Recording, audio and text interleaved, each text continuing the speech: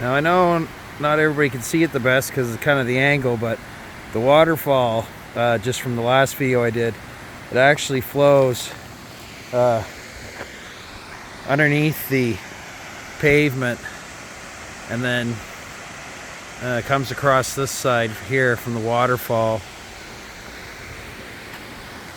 That's Upper Arrow Lake still, or Arrow Lake. Mountains in the background, of course.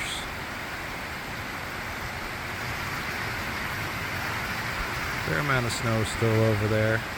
But anyhow, I just wanted to show you where all that nice fresh water is going into the lake. Hope you enjoy.